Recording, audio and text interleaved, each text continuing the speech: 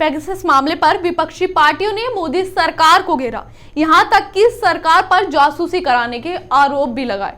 वहीं इस मुद्दे पर न केवल बीजेपी विरोधी बल्कि एनडीए दल भी एकजुट होते दिखाई दी। अभी तक जेडीयू पार्टी बीजेपी के एक सुर में बोलती थी, लेकिन अब जेडीयू के सुर बदल गए। तो ये कह सकते हैं कि बीजेपी के राजनीतिक दोस्त या दुश्मन इस मुद्दे पर एक होते दिखाई दे रहे हैं। ऐसे में ये देखना दिलचस्प होगा कि जाति जनगणना पर बीजेपी किसका स्टैंड लेती है। जब हमने जेडीयू के कई नेताओं से ये बात करने की कोशिश की, क्या बीजेपी और उनकी पार्टी के बीच कलह चल रही है, तो वो दरकिनार करते नजर आए। वो सवालों से बचते दिखाई दिए और ये बहाना बनाने लगे कि उनके पास समय नहीं है। वहीं जब हमने बीजेपी की स्पोक पर्सन अनिला सिंह से बात की तो उन्होंने क्या कहा, जरा सुनिए। हाँ जी मैम, पेगासस कांड को लेकर जो जांच विपक्ष की तरफ से आ रहा है कि विपक्ष कहना चाह रहा है कि पेगासस को लेकर जांच हो, वहीं जेडीयू भी ऐसा कह रहा है, तो इस पे आपकी क्या राय? पार्टी ने अपनी राय पहले ही स्पष्ट कर दी है।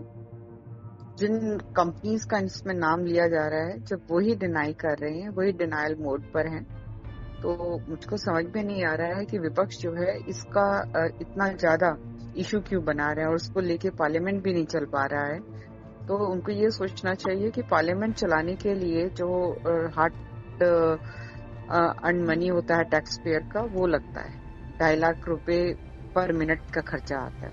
तो करोड़ों का नुकसान जो विपक्ष कर रहा है, उनको बिल्कुल ये सोचना चाहिए कि भी ऐसा क्यों, और वो बिल्कुल एफआईआर लॉन्च करें। उनको लग रहा है कि उनके फोन्स कंप्रोमाइज हुए हैं और जो एक प्रॉपर प्रोसेस होता है इन्वेस्टिगेशन का, वो शुरू हो जाएगा। विपक्ष का बोलना तो समझ आता है, पर जेडीयू तो कहीं ना कहीं बीजेपी का साथ देती नजर आई है और हमेशा एक तरफ उनके लिए साथ देती है और उनके जैसा ही बोलती है। तो अब वो अलग से जाके क्यों बोल रहे हैं कि जांच होनी चाहिए? देखिए, वो पॉलिटिकल अलायंस में है हमारे साथ, परंतु पॉलिटिकल पार्टी वो अलग है, तो उनकी विचारधारा सोच भी अलग हो सकती है।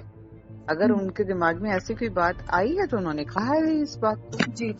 और मैम, जाति जनगणना को लेकर जैसे मोदी सरकार ने कहा है कि हम ये जाति के आधार पर नहीं करेंगे, वहीं जेडीयू ये कह रहा है कि जाति के आधार पर ही होनी चाहिए। जैसे कि मैंने अभी भी कहा कि वो हमारे एनडीए अलायंस पार्टनर हैं, परंतु वो उनकी एक अपनी अलग आइडेंटिटी है, क्योंकि उनकी पॉलिटिकल पार्टी भी अलग है।